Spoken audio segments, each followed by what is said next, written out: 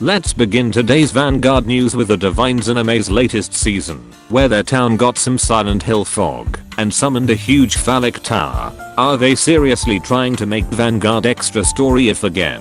As for new characters, the girl we saw during the last half of the previous season is named Kanami Ishikawa and is Kagetsu's younger cousin. So the theory that she's Akina and Hikaru's mother is thrown out the window. What's important is her main deck will be Stoicheia with the featured unit called Great Magic Caster of Eternity Barakria. Unless your Stoicheia deck is named Leonore or maybe Night Rose, this is the nation where all waifu decks come to die. Here we go again with Stoicheia getting a new waifu deck that will probably end up being mediocre at best. I'm definitely looking at you Nanaclear. And to actually complement the title of Paralactic Clash this season, Zorga got a job in IT, and everyone's dream of Magnolia becoming a waifu has become a reality. We better see Chris Rain or Shiafiel become something outside of lyrical monasteria, or this is Bushiroad pushing their rival culture agenda again. All 3 units are the cover of DZBT13 with the set, having reprints of effect and over triggers to once again screw with pull rates.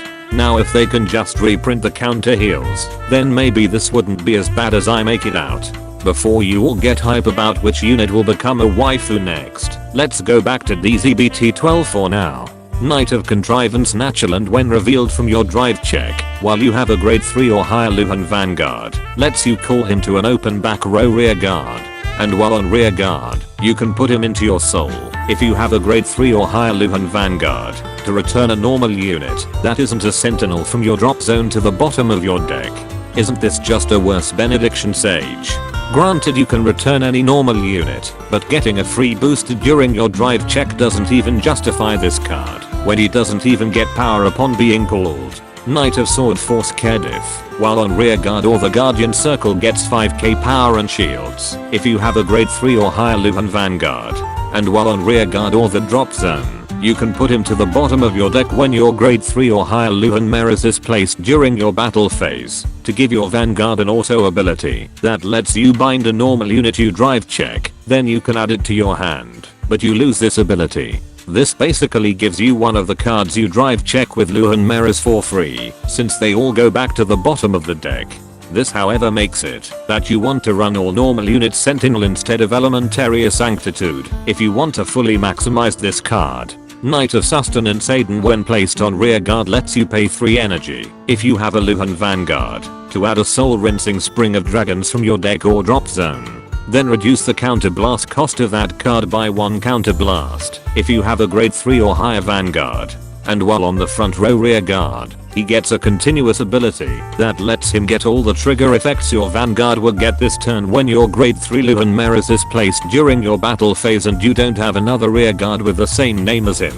So this is how it feels when a Keta Sanctuary deck gets a overtuned support like Dragon Empire. Being able to add the deck's order and making it free is one thing, but being able to get trigger effects on a deck that has 3 drive checks on the second Vanguard attack is something I expect Lyrical Monasteria to have. And for those wondering, you would only get the additional effect of over triggers once, regardless if your Vanguard gets all trigger effects. Clockwork Dragon gets all of its abilities if you have a Chronojet Dragon Crest, while on rear guard during your turn. It gets 5k power if you have a grade 4 or higher Vanguard, while on rear guard or the drop zone, you can bind itself when your G unit strike during your turn to return a normal unit that isn't a sentinel from the drop zone to the bottom of your deck. Then reduce the counterblast cost of your Vanguard or Heart card's ability by 1 counterblast.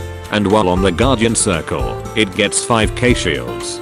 So the reason both Luhan and Chronojet got reveals today is due to how similar their cards work.